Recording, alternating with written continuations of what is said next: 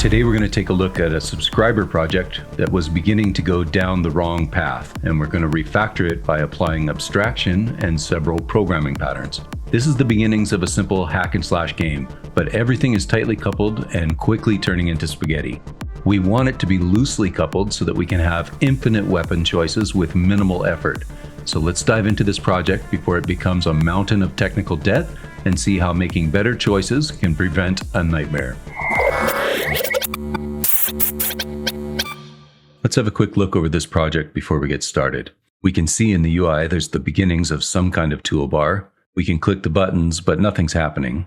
If I select the hero game object, we can see there's three components on it: a hero animation controller, and a weapon controller. If I select the weapons panel in the UI, we can see it also has a custom component on it with references to all three buttons and also a reference right back to the hero. On the surface, there's not too many problems, maybe one or two. The real problems here are in code. If we take a closer look at this weapon UI script that was on that panel, you can see that we've hard-coded references to each of those buttons, and each one is calling a unique method on the weapon controller. If we come over to the weapon controller class, we can see that there is a unique method for every single prefab that needs to be instantiated. So right away, we can see this is going to be a problem if we wanted to extend this game at all. If we come and look at the scripts that were actually on those prefabs, there's a sword behavior, which is pretty minimal right now. There's also a bow behavior that looks very similar to the sword one, and a staff behavior that looks almost identical to the bow one. We can also see that each of these classes has a reference to an animation controller class that's calling a method that is specific to this prefab. It should be clear by now that we're going to have a lot of touch points if we wanted to extend this system at all. And on top of that, we have some behavior here for what happens when a spell is cast. And we have another one for when an arrow is fired. Then we have a base hero class, which isn't doing very much. And it just has a public take damage method. Then finally, we have this animation controller class, which has methods for every single trigger we might want to fire. One of the secrets to writing really good code is that you want your code to be able to easily adapt to change. You're going to want to change it. Your producer's going to want to change it. Your players are going to want you to change it. And right now, if you wanted to introduce a new weapon into this system, or if you wanted to just add even a variation of a weapon, you're going to have to touch all of those places and even more because you haven't even started using the weapons. Now, the good news is we don't just throw this in the garbage. Instead, we start with key techniques. And the first one is look for repetition and eliminate it. More often than not, when you start to apply the dry principle, don't repeat yourself, it will often give way to patterns. Now, each of those weapon prefabs has a class on it that defines its behavior, but they all have a lot in common. Let's start there. Since they all share common functionality, let's start with an abstract base class. I'll just call that weapon base, and I'm going to move it into its own file. Before I start implementing this class, I'm also going to define an interface, and this will be a contract that all weapons in our game are going to have to implement. Let's have an initialize method so that we can actually configure each of these weapons differently. We can have a method for when we equip the weapon, one for when we use the weapon, and one for when we unequip the weapon. Now let's have our abstract base class actually implement this interface. We can use Rider to implement all the missing members quickly here. Then up at the top, we can create members for storing any config information, so our weapon name and our damage. Then let's replace the contents of the initialize method so that we're actually setting those values. Then for now, in our equip method, let's just debug something. We can also do the same thing in the unequip method. So doing something special when we equip or unequip a weapon is optional, but every weapon should be usable. So let's make this an abstract method that every inheritor must implement. For now, I'll mark all of these other methods virtual so we can change them if we want to. Okay, now there's just some simple changes to make in all the behavior classes and everything will be in line. Let's start with the sword behavior. I'll inherit from weapon base, and then instead of the attack method, we're going to override the use method. Let's come over to the bow behavior class. We're going to do exactly the same thing. Replace mono behavior with weapon base, and instead of the shoot method, we'll again have the use method. Over in the staff behavior, exactly the same thing. We're just going to replace cast spell with override use. Now, let's jump back over to our weapon base class. Here, we're only passing in a string name and a float weapon damage. We're probably going to want a lot more information than that. So let's make a scriptable object that can hold information about any weapon we want to use. I'll call it weapon config. So here, of course, we can still have a name and we can still have a float for weapon damage. Up in the interface, we can change the signature of the initialize method to take in this weapon config instead of these other params. We'll need to reflect that change inside the base class. Now we don't need to store member variables for all the different configuration options. They'll all be encapsulated inside a reference to a weapon config. So let's set that in the initialize method. Then in these other methods, we'll just reference the weapon name through the config. Then let's just add an attribute so that we can create some of these scriptable objects inside of Unity, and then I'll move it into its own file, and that'll be that. So at this point, we've only done a very small amount of work, but we've made the system quite a lot more powerful. In fact, we could add quite a bit more information to this weapon config. For example, why don't we have an enum to define a weapon type? We could store that inside the scriptable object. Maybe we could add a range, a reference to a prefab, maybe a reference to a sprite for use on our hotbars and inventories. We can add more information here in the future. So this refactoring we've been doing has led us to the point where we can now implement a programming pattern. So let's create a weapon factory. With a weapon factory in place, we're not going to need a unique method for every single item that we want to create in our game. Instead, we'll just have one method where we pass in a weapon config. Typically in a factory or a builder, it's a good practice to check the arguments coming in to make sure they're actually valid. Now, previously on this channel, we've made a class called preconditions, which will help us do that easily. I'm going to put that in place here. Now we can create a new instance of the weapon that we're trying to create. We can get a reference to its iWeapon component, and then we can pass in the config to its initialize method. Finally, we can just return the weapon instance. Now, we might as well put this into its own file. Now that we have a factory, we can do a major overhaul on the weapon UI and the weapon controller because we don't need individual methods for every single weapon in the game. Let's select almost everything here, and let's press delete. Now we'll create UI buttons on the fly as we need them. So let's have a transform we can keep them under called button container. And we'll have a prefab that will represent each of the actions. We'll have a list of each of these configs that we want to use that we can modify at runtime. So let's make a helper function here that will actually take one of these button prefabs and configure it the way we want. That'll take in a weapon config. We'll instantiate a new button under the container. We'll get its TextMesh Pro U GUI component so that we can set the text to be the name of the weapon. Then we can start listening to the onClick event where we'll call the weapon controller's equip weapon method and pass in the correct configuration. Then let's create a start method. All we're going to do here is iterate over all of the configs and create a button for each of them. That out of the way, let's go back to the weapon controller and do an overhaul there. Here, we're going to get rid of a lot of this code too because we don't need it anymore. Let's wipe out all of these methods. Let's also wipe out references to all of those prefabs that are already contained in the configs. Instead, let's add a transform here for a mount point wherever we want to place that weapon on the character.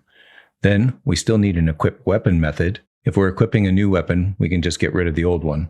Then we can call our weapon factory to create a new weapon, assign it as our current weapon, and we can actually just set its parent to be the mount point. Now, we probably don't need to create a new weapon factory every time we call equip weapon.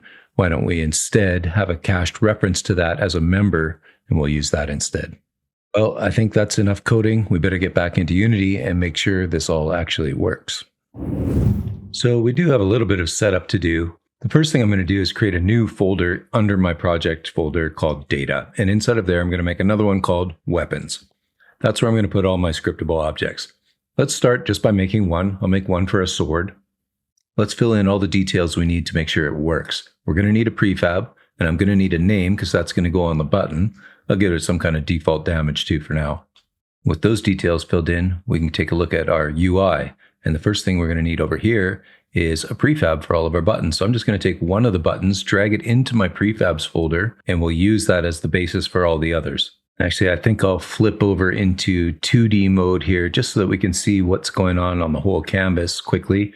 Just press F to zoom in there a little bit. Okay.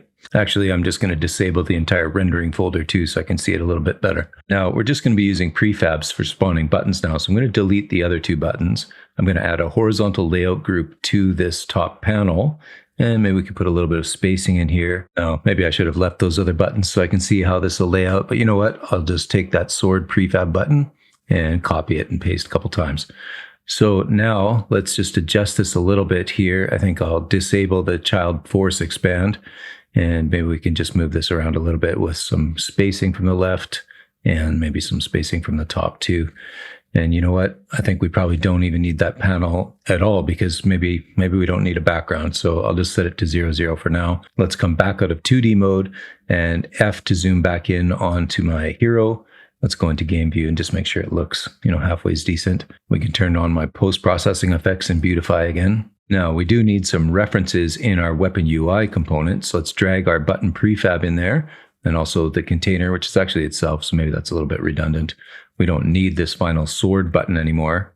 Might as well kill that. Now, before I forget, let's jump over to the hero quickly, because we needed to set that mount point. Now, I've already found it and I've bookmarked it in my favorites bar. So all I have to do is click it and we'll see it there. I can drag it onto the weapon controller as a reference. And I'm actually going to hide the sword that's already on the body there. Now, in order to actually spawn a new weapon, we need to have a reference to our scriptable object that we made somewhere. So back here on the weapon panel, let's add that into our list. Now, later in our game, we can add that dynamically, but for now, we'll be able to test it out. So let's hit play. And there we go. We've got a button that says starter sword. If I click it, yeah, it does spawn a sword, but it looks kind of funny. Let's go back to scene view here and see what's going on. If I click the weapon mount again, and then I click on the sword, we can see it kind of spawned right in the middle of the player. If I reset the rotation, that looks a little better, but I think I'm going to have to reset the actual position as well. If I click reset on position, we go back to 0, 0, 0, and that looks like it's right in the player's hand. Perfect. Okay, so that's something we can adjust inside of code as we're creating weapons. Let's jump back there. Before we do anything else, let's quickly fix that up.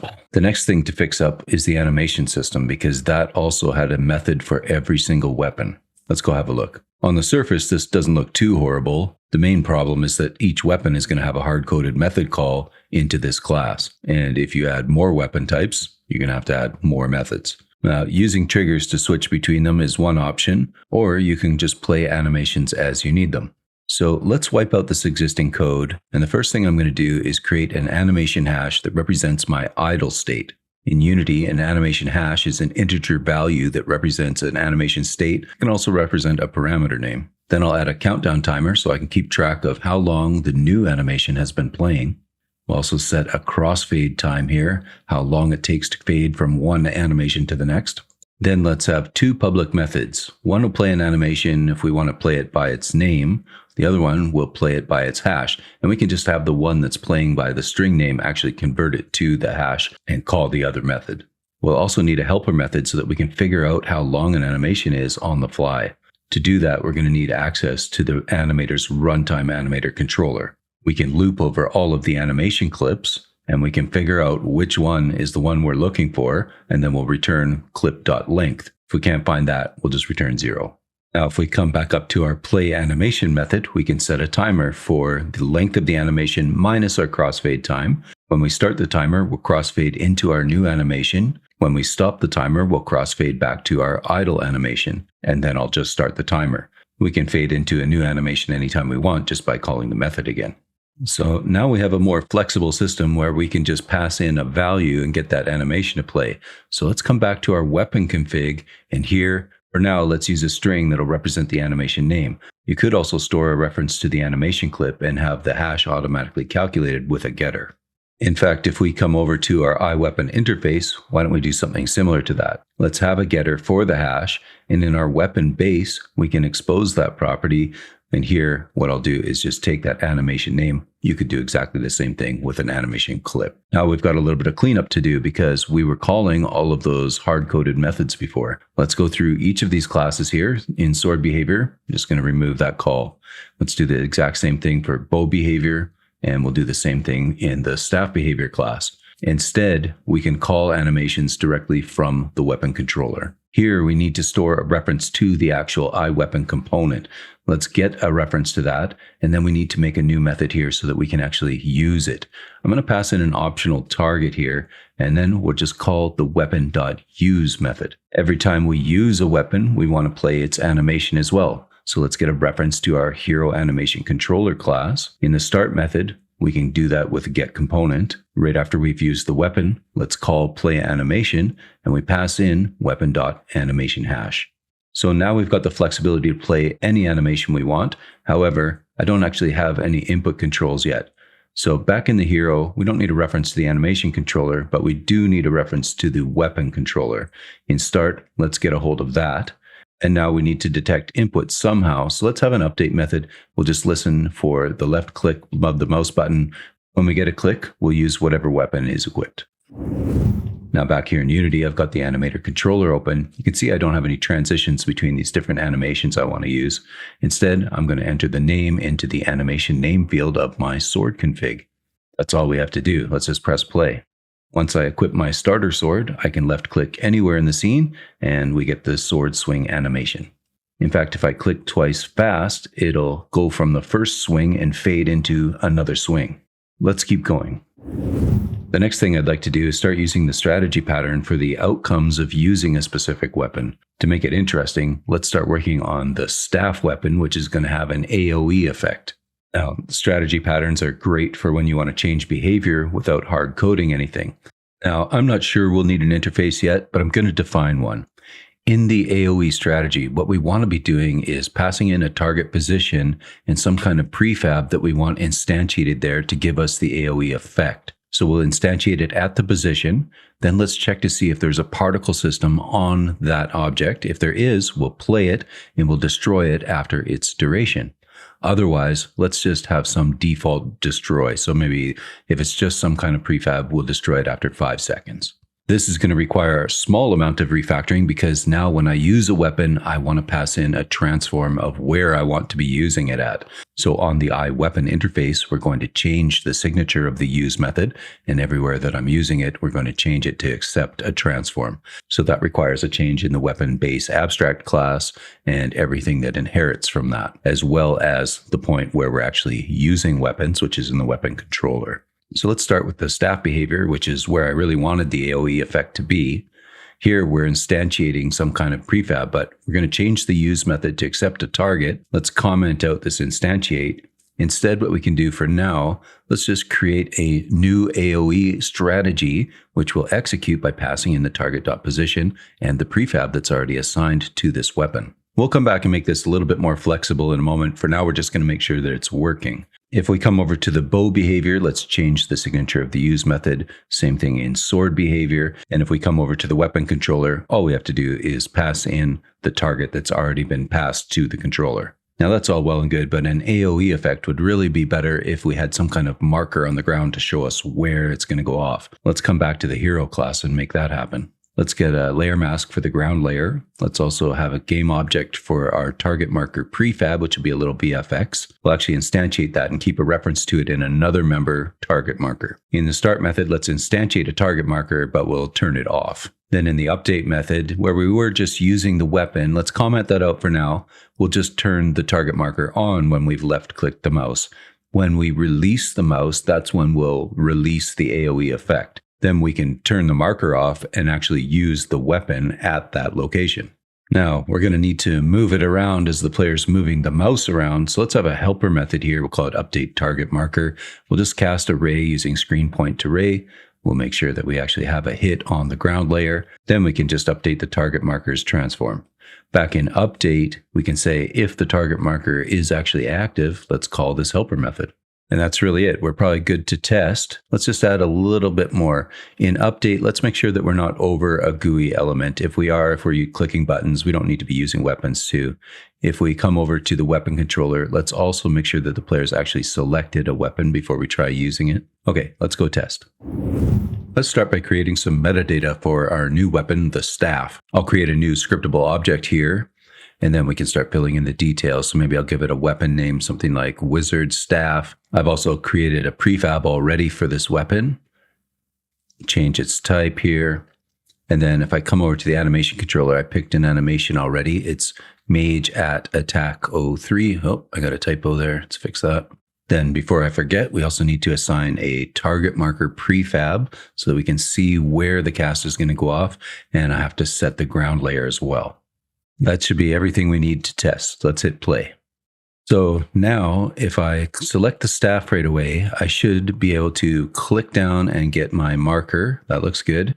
And let go of the mouse and then we get our effect. So I don't have any range limitations on it, so I should be able to cast it just about anywhere. So that's definitely working the way that I expected. If I put the sword on, you can see I'm still getting the marker when I click. So we need to do a little bit of refinement for our input system, but overall we can switch weapons now and the animations are playing correctly. So we just have a little bit more code cleanup to do, and then we can refine the input system a little bit and we'll be in a really good place. I think that for this project, it would be better to implement the strategies as scriptable objects. So I'm going to change the interface to be an abstract base class. It's not really going to do anything, but it'll have a marker for the execute method. Then I can change the AoE strategy to inherit from the spell strategy and just override that method. This way we can make as many strategies as we want and we can just swap them in through the editor. Since we're using scriptable objects, we don't need to use the object qualifier on most of these methods either. So let's just remove that redundant qualifier. There we go. I think also I'm going to change spell strategy to actually be attack strategy because we can use these strategies for any kind of weapons, the bow, the sword, everything. For now, we'll just implement it on the staff. If I come back to the weapon config, we can have a reference to that attack strategy. And then on the staff behavior, instead of just creating a new AoE strategy, we'll use the one that's on the config, whichever one that might be. It might be to fire a projectile straight ahead. It might be the AoE effect. It could be something cast right on the player. Who knows? We'll just check to see if it exists. If it does, we're going to execute it. Now, let's do something about this input system. What I think would be best is we start implementing some kind of mini state machine. So let's have weapon states. We can say when there's mouse down, when mouse up, and we can also have an on update. Maybe we want to do something. The first kind will be when we're trying to find a target for our AoE. So here we'll have a reference to the target marker. We can initialize this class by passing in the prefab. We'll instantiate it just like we were doing before, and then turn it off to start with. In on mouse down, we'll show that target marker again, but in on mouse up, we'll turn it off, and we'll get the weapon controller to use the weapon at the location that the target marker's at. Then we'll have an on update method where we're actually going to be moving it around. This is exactly what we did before. So I'm just going to paste that method in here. Now let's come back up to the top and let's make one for cases where we don't need to select a target. Here on mouse down, we're just going to use the weapon, and on mouse up and on update have no effect at all. Now down the road, we might want to make a third one here or more for different types of weapons. So the bow might have a totally different targeting system than the AoE weapons. Now let's come back to the weapon controller and set it up to use this. We're going to need to maintain a reference to the current iWeapon state. Let's also keep a reference to that target marker prefab here instead of in the hero class. Now, one way we can decide which targeting system to use is when we're equipping a weapon, we could check to see if its strategy is an AoE strategy, then we'll use the targeted state. Otherwise, we'll just use the basic one. Then we can create an update method that will be similar to what we did in the hero before, but a lot simpler. So if the mouse button is down, we'll call the on mouse down method. If the mouse button is up, we'll call the on mouse up method. And either way, we can call the on update method every frame. Now we've moved all of our input handling for weapons into the weapon controller. That means we don't need any of this stuff in the hero class anymore. Let's select everything here and delete. And furthermore, we don't need a lot of these other references up top, or in the start method, we don't need to be initializing variables either. So let's clean all this up and get our hero class back down to basics. Back here in Unity, we just need minimal setup, but I am going to create a new folder just to put my different attack strategies into. And here we can create a brand new strategy. I have it here. Oh, I still named it spell strategies. I'll have to fix that. But let's call it AoE strategy. There's nothing to set in it right now. We can make it more complex later. But for now, let's get a hold of our our staff weapon. And I will lock the inspector quickly and drag in the strategy that I want for that weapon. There we go. Let's also not forget that I moved the reference for the target marker prefab from the hero into the weapon controller class. So I'll set that quickly and press play. In play mode here, let's start with the sword. We shouldn't see the marker anymore, and any left click should swing the sword. Switching to the staff, we see the marker now, and I can cast it just like we were doing before. And while I'd love to keep working on this project and record another hour's worth and get it totally working with movement and object pooling and everything else, fortunately, I only have so much time to record. So I hope that this video has been useful to some of you who get stuck when you don't know how to move forward with your project. You feel like it's getting out of control. You don't know when to use patterns. So I think we'll continue doing these kinds of refactoring videos from time to time, but if I could leave you with one bit of advice, it's that if you can learn the most foundational patterns, which are abstract factory, regular factory, fluent builder, and strategy, you will be light years ahead of most people in not just game dev, but enterprise development too. And to do that, you need to understand what an appropriate level of abstraction is in your projects, as well as other foundational software engineering principles such as modularity and encapsulation. We're going to continue talking about all those things in future videos. Feel free to join us on Discord if you like. Hit the like button and subscribe to the channel. There's new videos every Sunday. I'll put another one up on the screen if you're interested, something related to this. Maybe I'll see you there.